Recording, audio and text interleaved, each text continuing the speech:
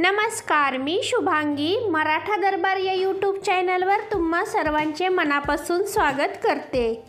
तुम्ही रव्याचा उपमा अनेक वेळा खाल्ला असेल, पण आज आपण करणार आहोत शेवयाचा उपमा। पण शेवयाचा उपमा बनवताना पाण्याचे प्रमाण चुकते, त्यामुळे उपमा मोकळा होत नाही, चिकट होतो, खूप शिजतो।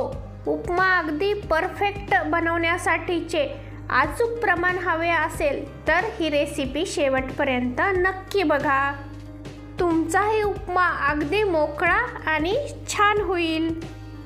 शेवयाचा उपमा बनवण्यासाठी या ठिकाणी मी 1 वाटका शेवया घेतलेल्या आहेत। या शेवया गव्हापासून घरी तयार केलेल्या आहेत। याचाच आपण आज उपमा बनवणार आहोत।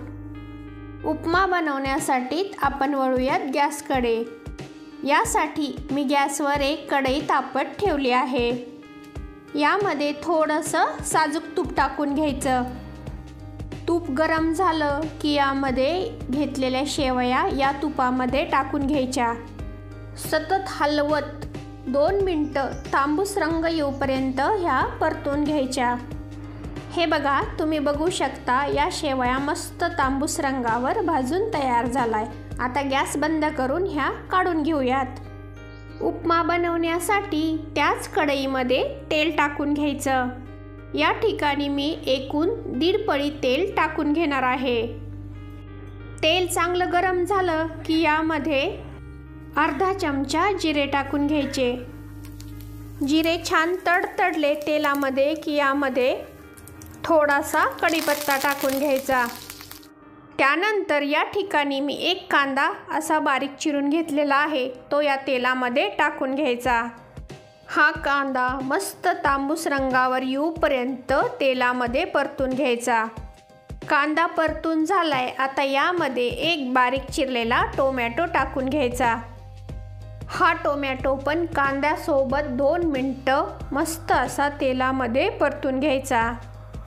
टोमॅटो परतल्यानंतर यामध्ये 1 गाजर असं बारीक चिरून घेतलं आहे, तेही यामध्ये टाकून घ्यायचं। हे गाजर पण मिनिटभर तेलावर चांगलं परतून घ्यायचं। सगळ्यात शेवटी या ठिकाणी मी वाटाणे घेतलेले आहेत, तेही यामध्ये टाकून घ्यायचे। यामध्ये तुम्ही तुमच्या आवडीने आणखी भाज्या ॲड करू शकता। हा वाटाणा पण 1-2 मिनिटं यामध्ये परतून घ्यायचा। वाटाणा परतून झालाय, आता यामध्ये पाणी टाकून घ्यायचं।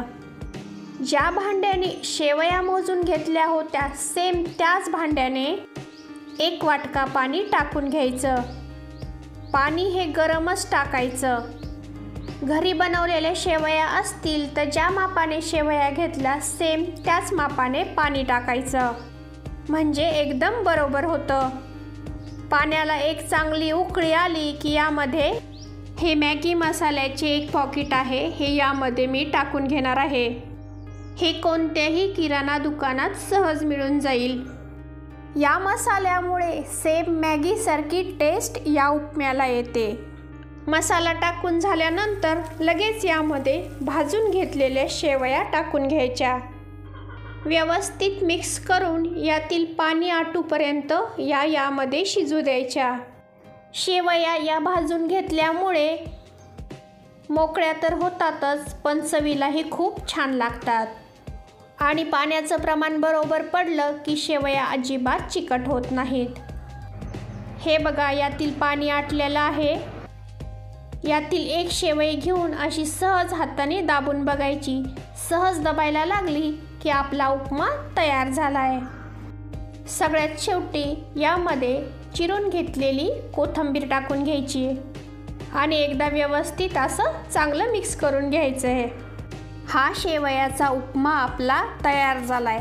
हा आता काढून घेऊयात। या उपम्यामध्ये बऱ्याचशा भाज्या टाकल्यामुळे या खाण्यामध्ये जातात, त्यामुळे सकाळच्या नाश्त्यासाठी हेल्दी आणि टेस्टी असा हा शेवयाचा उपमा आहे आणि झटपट तयार होतो। तुम्हाला ही रेसिपी कशी वाटली? नेहमीप्रमाणे माझी ही रेसिपी आवडली असल्यास लाईक, शेअर आणि हो अजूनपर्यंत सबस्क्राईब केले नसेल तर प्लीज सबस्क्राईब करायला मात्र विसरू नका.